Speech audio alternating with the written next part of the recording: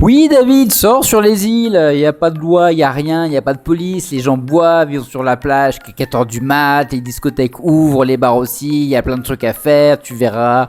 Sors de Bangkok, tout le monde va en ce moment à Koh Phangan, Koh Lanta, Koh Tao, il y a plein de trucs à faire. Alors ça c'est le discours habituel de tous ceux qui sont à Bangkok, qui tannent les autres pour qu'ils sortent dans les îles parce qu'ils ont l'impression que c'est le paradis.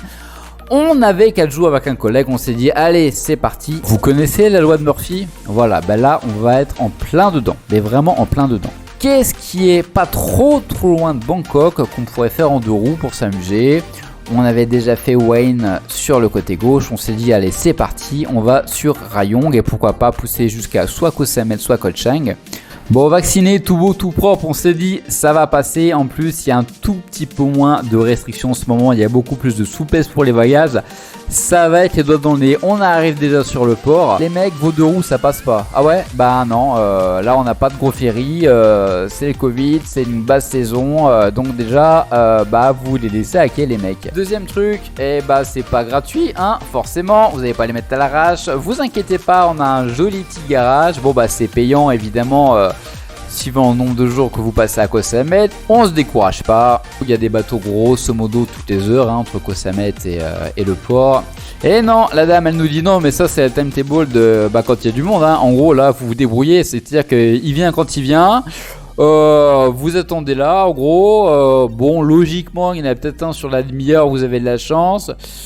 Mais bon, à une demi-heure près, je sais pas trop. D'accord, ok. Le port est vide, il est vraiment vide de chez vide, c'est impressionnant. Moi j'avais été à Koh Samet il y a 5 ans de ça, c'était plein craqué. Là, il n'y a pas de touristes évidemment, à part quelques tailles, quelques familles, mais c'est vrai que c'est très impressionnant. Bon, la bonne nouvelle, ce qu'on espère aussi, c'est qu'ils attendent pas un nombre minimum de gens pour monter.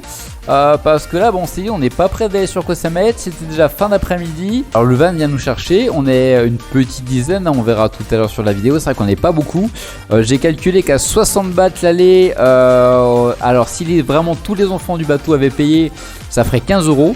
15 euros vu quand même la taille du bateau, la consommation d'essence, je me suis demandé comment ça pouvait être rentable pour lui, mais bon. C'est pas en accéléré hein, la vidéo, hein. Le mec conduit vraiment comme ça sur le ponton, hein, je vous rassure.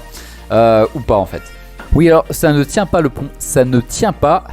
Alors le bateau c'est ça, c'est une petite coque de noix avec 4 ou 5 bancs.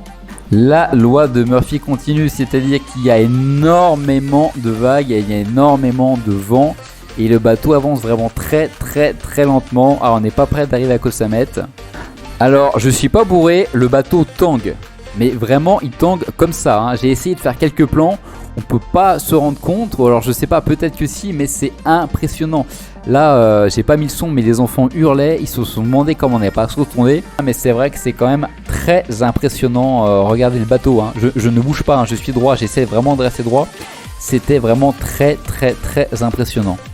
Donc là, je fais plusieurs angles hein, pour bien montrer comment ça tangue. Ça a tangué comme ça pendant peut-être la moitié, les 3/4 de la traversée. Hein. C'était vraiment... Moi, c'est la première fois vraiment que ça m'arrive de prendre un bateau comme ça pour aller sur une île et que ça tangue à ce point. Là, tu vois les nuages sombres qui sont au loin et tu te dis, putain, avec tout ce qui m'est arrivé, il va quand même pas pleuvoir. Là, le vent se lève. Et la pluie se lève. Là, on va avoir des gens qui vont aller se décaler un petit peu. C'est-à-dire que ça y est, voilà, il fait du vent. Il pleut, c'est super. Bon alors après pour ceux qui aiment les manèges, c'est vrai c'est plutôt sympa. Se lève. Et la pluie se lève. Là on va avoir des gens qui vont aller se décaler un petit peu. C'est-à-dire que ça y est, voilà. Alors oui, le bateau s'est arrêté 3 ou 4 fois. Au début je me suis dit comment ça se fait, est-ce qu'il veut se laisser porter par les vagues, il y a trop de vagues et il veut peut-être ne pas aller contre. Non, c'est-à-dire que le bateau s'arrêtait, il réparait, il redémarrait, je sais pas ce qui se passait. Même lui, j'ai l'impression qu'il savait pas trop ce qui se passait. On s'est arrêté, je crois, 4 fois. 4 fois, il a checké les moteurs, 4 fois ça a redémarré. Bon, je me suis demandé vraiment quand on est arrivé. Après, c'est pas très loin. Koh Samet, le continent, c'est pas très loin. Donc, j'ai dit au pire du pire, c'est pas grave. Il y aura forcément un petit bateau qui ira nous chercher. Mais ça fait quand même un petit peu bizarre. Là, le vent se lève, la pluie aussi. C'est génial. Ah, vous en avez pour votre argent. Hein. Pour ceux qui aiment vraiment les sensations, qui n'ont pas le mal de mer, qui n'ont pas peur de se noyer, c'est vrai que c'est cool. Remarque, il y avait à peu près 3 gilets de sauvetage par personne. J'ai dit, bon, au pire, on n'est pas trop mal. Alors voilà, ça c'est Koh Samet. Voilà, c'est super.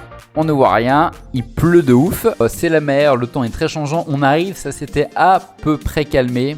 À peu près, je dis. L'arrivée Koh Samet, très connue. Vous pouvez voir sur beaucoup de vidéos, beaucoup de cartes postales. Oui, ça n'a pas changé. Pour ceux qui ne sont pas venus depuis longtemps, ça n'a pas changé. À part qu'il n'y a personne. Voilà, on dirait vraiment un port abandonné. La multitude de bateaux vides, mais vraiment vides. C'est impressionnant. Moi, je me rappelle des Koh Samet où, en gros, tu n'avais même pas le temps de partir du bateau que les gens rentraient dedans à nouveau.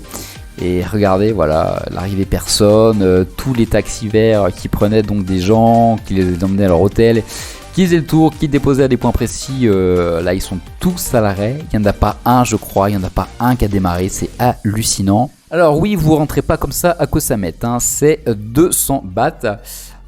Plus de température, plus QR code qu'il faut savoir où t'es, tu donnes ton numéro de téléphone, il y a les militaires. Ouais, tu rentres pas comme ça quand même. Et en plus, tu payes. La première place la plus connue, donc c'est là que tu arrives quand tu descends du bateau. Et c'est vide et ça fait peur. Tous les loueurs de scooters qui sont pas trop aguicheurs par rapport à d'habitude. Welco, voilà, le poème est parti. Le poème est parti, donc ouais, vraiment pas d'aguicheurs. On voit vraiment la multitude de scooters. Ils sont à 100 bahts par jour. Il y en a un qui a essayé de me dire 100 bahts par heure, mais je sais pas s'il rigolait ou s'il voulait arnaquer. Mais en tout cas, c'est écrit 100 bahts à peu près partout. Alors on n'a pas demandé parce que nous, on s'était dit l'hôtel va sûrement aller louer, donc on va déjà aller voir l'hôtel. Alors tout est vide, vraiment tout est vide là, comme vous pouvez le voir. C'est impressionnant, T'en es plus à choisir où tu vas manger. À ce point-là, tu vas te dire juste bon je vais prendre un truc qui est ouvert et puis on va essayer de manger. Mais alors tous les gens qui disent aller dans les îles, c'est la fête, y a pas de restriction, dans quelle île? Ouais, même les 7-Eleven ils ferment, ça fait un peu bizarre. Alors oui, y a pas d'alcool, hein. Voilà, la Heineken nous sort des bières sans alcool spécial Covid. Non, il n'y a pas d'alcool dans la province d'Oregon en ce moment. Donc, alors tous ceux qui voulaient boire des bières, sachez qu'au 7, c'est pas une question d'horaire, c'est que vous n'aurez pas d'alcool dans les 7-Eleven à Koh Samet. Après tous les trucs négatifs qui sont arrivés, on va quand même aller voir la plage. Alors ça, c'est la plage du centre-ville, si j'ose m'exprimer ainsi, de Koh Samet, donc la plage la plus connue grosso modo. Et il y a un petit peu de monde, hein. Alors c'est pas la haute saison, c'est sûr, mais il y a un petit peu de monde. Moi personnellement, je préfère comme ça. Oui, t'es égoïste parce que le tourisme, parce que l'économie, oui, je sais. Mais personnellement, en tant que touriste, grosso modo, c'est sûr que c'est quand même beaucoup plus sympa une plage comme ça, qui est propre déjà, qui est pas blindée de monde. C'est vraiment tranquille. On a fait le tour. Le sable est vraiment beau, la mer a une jolie couleur. Et les bars, malheureusement pour eux, c'est vrai, tournent au ralenti. C'est sûr qu'ils sont pas vraiment blindés. Bon, c'est magnifique, Koh Samet, c'est vraiment carte postale. Pour ceux vraiment qui veulent aller en Thaïlande, si vous avez l'occasion, Koh Samet, c'est magnifique. Après, c'est plus familial. Vous attendez pas vraiment à des boîtes, à des bars, à des trucs, surtout pas en ce moment, mais même pas trop après. Parce qu'il n'y a pas grand chose, c'est vraiment familial. Ouais, ça fait un petit peu peur quand même quand on voit ces maisons qui sont vraiment face à la plage, sur la plage la plus connue Koh Samet, quoi, la plus fréquentée, qui sont fermées, ça fait quand même peur. Là, on a vraiment une claque dans la figure en se disant, voilà, c'est le Covid, c'est l'économie. C'est vrai qu'on le voit dans les chiffres, on le voit dans les infos, mais là, on le voit en réel et ça fait, ça le rend vraiment réel, quoi, si j'ose dire, et ça fait bizarre de voir toutes ces choses vides en fait. Alors là, obligé, fallait que je le fasse. Voilà, le plan Koh Samet, évidemment.